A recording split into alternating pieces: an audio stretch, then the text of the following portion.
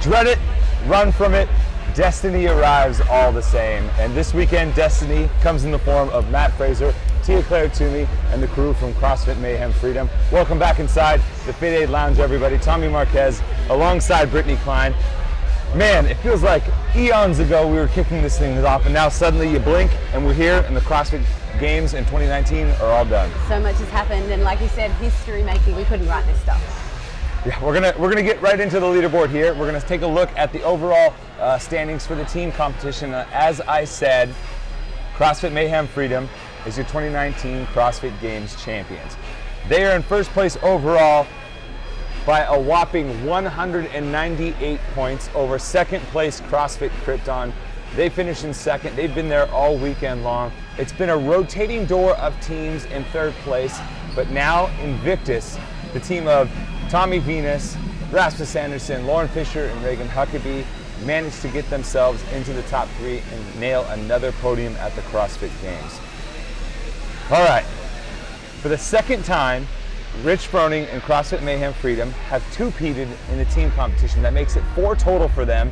Now that's Rich's 8th CrossFit Games title, his 10th podium. Let's talk a little bit about the performance from Mayhem Freedom and maybe the legacy that they've left as an affiliate, as a team, and just as a hub for fitness. Well, they've certainly left a legacy on not only the team competition, but the team competition in 2019. From day one, so many top performances. They really had no holes in their game. And I guess that's because they trained together so often. What was really the talking point, though, of the 2019 Games was these stacked teams. And you see on the top of the podium on all 3 teams, former individual competitors. So the ability to stack these teams, that's put the 3 on top. But we talk about this legacy. There is something in the water, like you said, in Cookville. They take out the team competition, but they also have the top man, top female, the fittest on earth. An amazing performance from them through and through. But let's talk the other teams as well, give them their credit. Krypton and then Invictus, you know, it was a pretty stout team competition, especially with the cuts, the wide point springs, but you know what? They get to walk away with some CrossFit Games medals around their neck as well. Yeah, absolutely, and that was the exciting thing in the team competition, even though we did see that dominance from Mayhem right throughout the weekend. We also saw the other teams battling it out for that podium finish, so congratulations to Invictus who did take that third spot. Fantastic performance from them all weekend long. Hats off to all the teams that were in the competition this year. You know, outstanding competition through and through. Let's take a look now at the women's competition. They finished up just before the men. And here are your overall standings after a weekend long competition. Tia Claire Toomey makes history, not only the first 3-time women's champion in CrossFit Games history, but she wins 3 straight, really came into her own yet again. Probably her most dominant performance yet, 165 points over Kristen Holta, who makes her very first CrossFit Games podium. And we're actually going to need some updated standings. Those aren't quite right. Katrin Davis' daughter actually finished in 4th, and it's Jamie Green that is actually in 3rd, making a podium as well. Let's talk first about Tia Claire Toomey. She makes history here this weekend, and now I believe enters the conversation for the greatest of all time. Yeah, and I think we need to send out a personal apology for Tia. We all doubted her. None of us had her picked. Oh, you did. I did. Sorry. I did. I was going to say. This is a personal apology to you, Tia, back at home. That last performance, that final event there, true hardcore CrossFit, 3 benchmarks back to back. And not only has she cemented herself in the history book with the statistics, she really made a statement in the Coliseum there this afternoon. I was there on the sideline as she finished that event, and it was incredible to watch. 3 benchmarks back to back, and she just powered it home. She was really leagues above the rest of the competition. Yeah, Tia Claire Toomey wins 4 of the final 6 events, 5 event wins total, her best performance at the CrossFit Games to date. Really just showcasing her fitness is on another level. But we're going to talk the other women on the podium as well. Kristen Holta, Jamie Green, both first-time podium finishers. Fantastic performances from them as well. Yeah, I was going to say we'll claim Jamie Green as well. She's from my part of the world, from New Zealand, now training with CrossFit, yes. And this is actually, she makes the history books as well by being the only woman to ever make the podium as an individual and a team with CrossFit Yachts back in 2016, and a really impressive performance by her as well. Both Kristen and Jamie both had no holes in their games as they came. They were good with the barbell, they were good with gymnastics, and those longer style events, the running and the swimming, which a lot of people were critical of, those girls just powered home. Yeah, and it's amazing to see the kind of progression of both of these athletes over their career, and then really this is kind of a high point for them as individuals. Kristen Holta shows up to the games in 2014 for the very first time. time, makes a splash by winning the original Triple Three event back in 2014. And then now she makes her way, improving each year as an individual, finally makes it onto the podium. Jamie Green was on the podium with CrossFit Yas, kind of shows up as an individual for the first time when she wins the Worldwide Open. Decided to go team still, but eventually makes her way to the team individual competition. And now she's on the CrossFit Games podium as well. So hats off to both of them for a fantastic performance all weekend long. I know they're certainly going to go back home smiling with those silver and bronze medals around their neck. Last but certainly not least, we're going to look at the men's overall standings for you. The leaderboard hasn't quite updated, but I'm going to give you guys the overall standings as we heard on the floor. Your first place finisher, no surprise, Matt Fraser for the 4th time in a row, but also a stellar performance from Noah Olson in 2nd place to make his first ever CrossFit Games podium, kind of getting that monkey off of his back after years of heartbreak and near misses. Bjorkman Carl Gudmundsson, for the 2nd time in his career, shows up on the CrossFit Games podium in 3rd place overall. Another strong performance from the notorious BKG. But we're going to talk about Matt Fraser. 4 straight CrossFit Games title.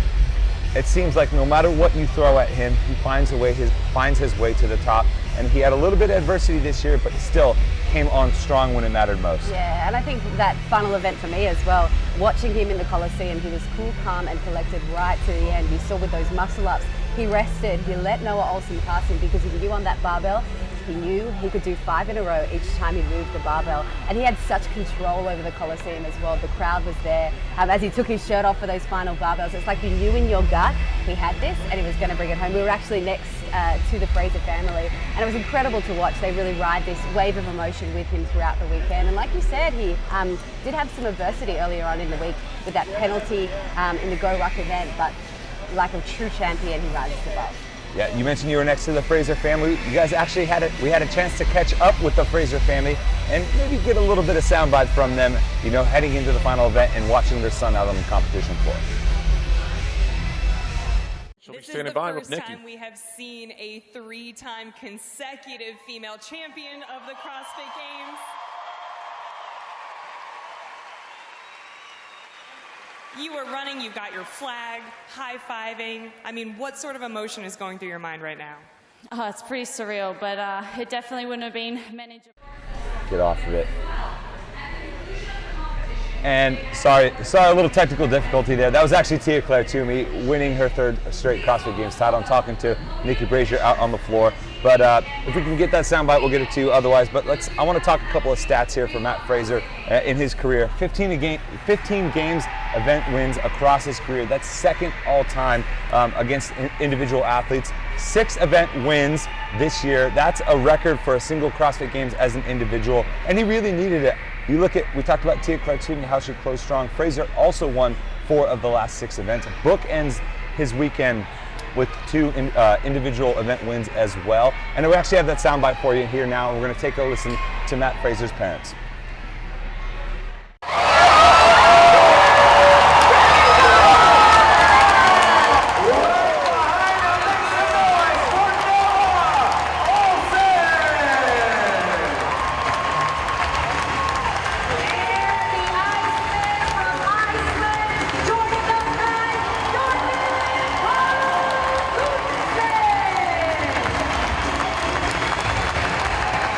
Who's going to be your next athlete as they approach that final set of 5?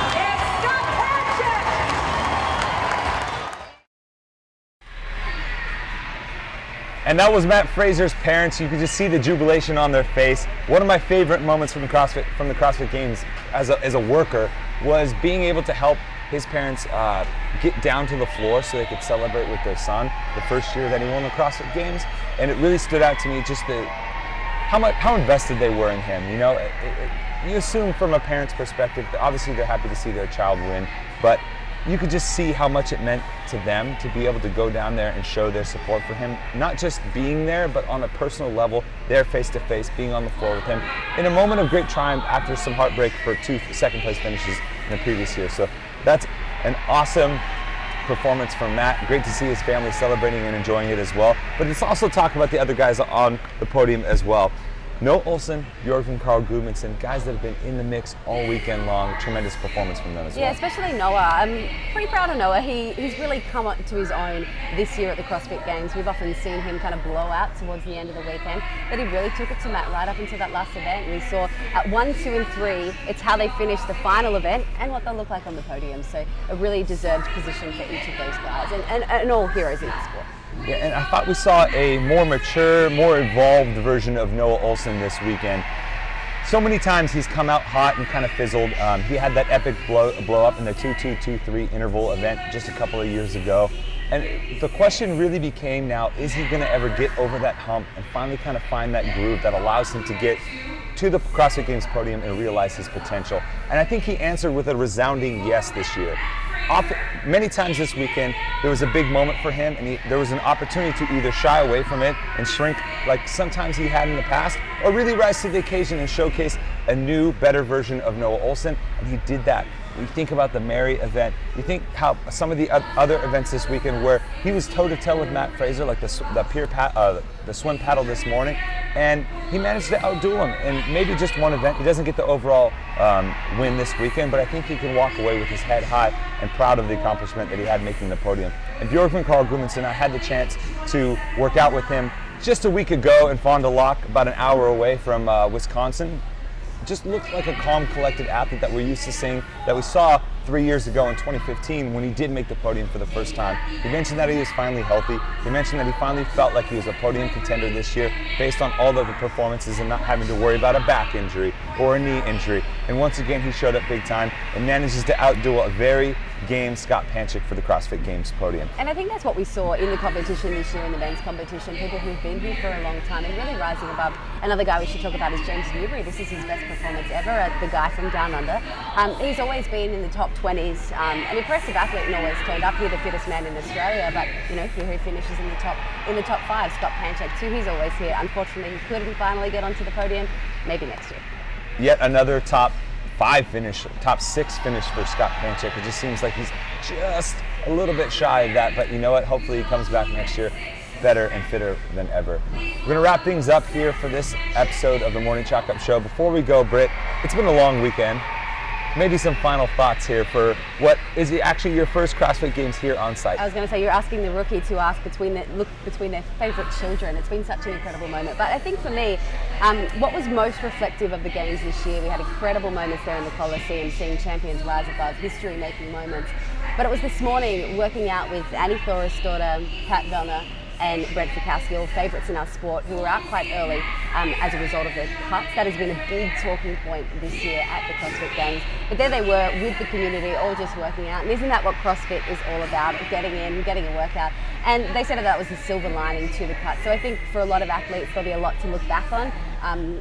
Everyone's talking about the new structure, but right now, let's celebrate our heroes. We can get to that later. But for me, that was the real moment. Our champions rising above the current structure, what it looks like, and a really nice moment for CrossFitters or from all around the world.